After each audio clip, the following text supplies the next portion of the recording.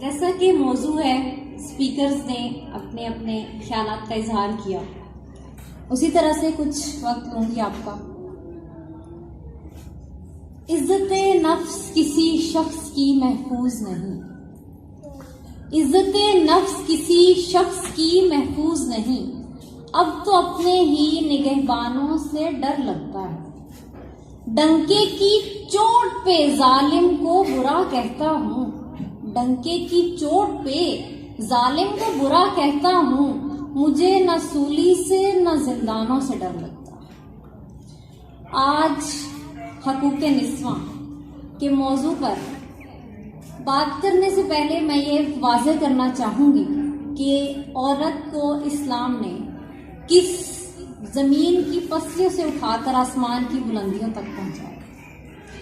میرے نبی صلی اللہ علیہ وسلم جب آئے تو یہ وہ معاشرہ تھا جب عورت کو ناقص العقل سمجھا جاتا تھا، شیطان کی پیدائش سمجھا جاتا تھا، اور یہ وہ دور تھا کہ وہ یورپ جو آج خود کو ماڈرن سویلائزیشن کے جو ہیں وہ کنگ کہتے ہیں، جن کا خیال ہے کہ ان سے زیادہ سویلائز کوئی نہیں ہے، وہ اس دور میں اس بات پر بحث کر رہے تھے کہ عورت میں روح ہے بھی یا نہیں، یا وہ جانور ہے۔ عورت کو پاؤں کی جوتی کا درجہ بھی نہیں دیا جاتا تو سوتیلے بیٹے سے نکاح تک جائز تھا۔ یہ وہ معاشرہ تھا جس میں نبی صلی اللہ علیہ وسلم آئے اور انہوں نے اسلام کی روشنی کو اس طرح سے پھیلایا کہ زندہ درگور کی جانے والی بیٹیاں رحمت بن گئی، بیوی شوہر کا لباس بنی، اس کو پیکر آب و گل بنایا، ایسا شفاف آئینہ کہ جس پر کوئی داغ نہ لگے اور انسانیت کی وہ آبرو بنی۔ ماں تھی تو امام غزالی کا فلسفہ، فارابی کی دانش، لقمان کی حکمت، ابن خلدون کی فصاحت، سعدی کی بلاغت، ان سب کا باعث ماں کو بنا دیا۔ یہ وہ معاشرہ تھا جو کہ اپنی عورتوں کو کسی قابل نہیں سمجھتا تھا، اور پھر یہی وہ معاشرہ تھا جس میں یہ وہ مقام تھا جو اسلام نے ہمیں دیا۔ لیکن یہ تصویر کا صرف ایک رخ ہے، دوسرا رخ وہ ہے جو ہمارے معاشرے نے آج ہم نے عورت کے لیے پیش کیا۔ آج حقیقت کا آئینہ دیکھیں تو بیٹی کی پیدائش پر ماں کے لیے طلاق کے تحفے، غیرت کے نام پہ معصوموں کے خون سے ہولی، بیوی کا مقام شوہر کے قدموں میں جوتی سے نیچے، اور راہ چلتی عورتوں پر غلیظ فکرے کسنا اپنی غیرت کی شان سمجھا جاتا ہے، اور اس میں اپنے لیے کوئی آر نہیں سمجھی جاتی۔ اسلام نے ہمیں کیا مقام دیا اور ہمارے اس آج کے معاشرے نے عورت کو کیا سمجھا؟ یہ وہ حیثیت ہے، یہ وہ معاملہ ہے جو ہم نے یورپ کی تقلید میں اپنے لیے بنا لیا۔ مدد چاہتی ہے یہ حوا کی بیٹی، مدد چاہتی ہے یہ حوا کی بیٹی، یہ شودھا کی ہم جنس رادھا کی بیٹی، پیغمبر کی امت زلیخا کی بیٹی، ثنا خوان تقدیس مشرق کہاں ہے، ثنا خوان تقدیس مشرق کو لاؤ، بلاؤ خواہان دین کو بلاؤ، یہ کوچے یہ گلیاں یہ منظر دکھاؤ، ثنا خوان تقدیس مشرق کو لاؤ، ثنا خوان تقدیس مشرق کہاں ہے۔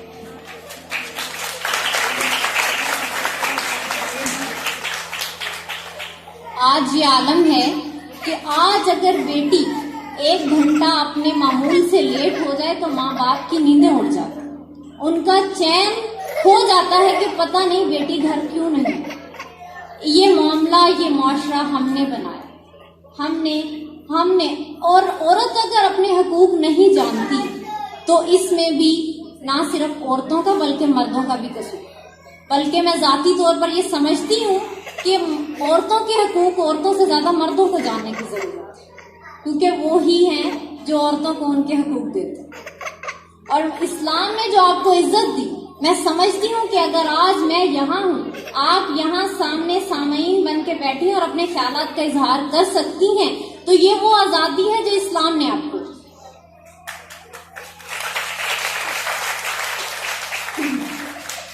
آج حرف آخر ہے، آج حرف آخر ہے، بات چند لوگوں کی، رات چند لوگوں کی، اٹھ کے درد مندوں کے صبح شام بدلو گی، جس میں تم نہیں شامل وہ نظام بدلو گی۔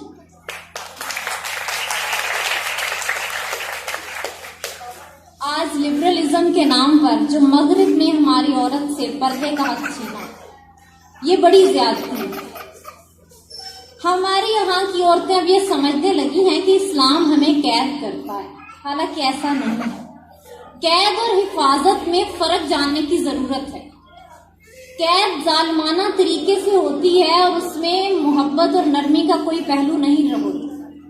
حفاظت محبت اور پیار کی علامت ہے، اور حفاظت ان چیزوں کی جاتی ہے جو قیمتی ہوتی ہیں۔ آپ جانتے ہیں موتی سمندر کی تہہ میں انتہائی گہرائی میں پائی جاتے ہیں، کورڈ، پروٹیکٹڈ، تاکہ ان کو وہ خراب نہ ہو سکے۔ ایک ذرا سا پانی کا قطرہ سیپ کے اندر چلا جائے تو موتی بن نہیں پاتا۔ سونا چٹانوں کی تہوں کے اندر پایا جاتا ہے۔ عورت اسی طرح مقدس ہے، وہ موتیوں سے، ہیروں سے اور سونے سے کہیں زیادہ قیمتی ہے۔